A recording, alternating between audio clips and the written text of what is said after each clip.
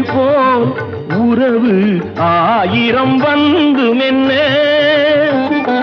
வேறென நீ இருந்தாய்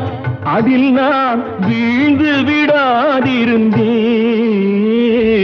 உன் கண்ணில் நீர் வழிந்தால் என் நெஞ்சில் உதிரம் கொட்டுதடி